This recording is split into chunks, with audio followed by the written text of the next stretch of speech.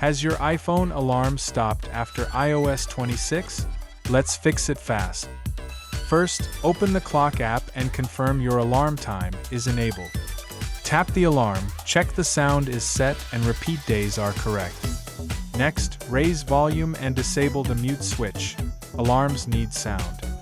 Restart your iPhone. A quick reboot often restores alarm functionality. Check settings, notifications, then clock.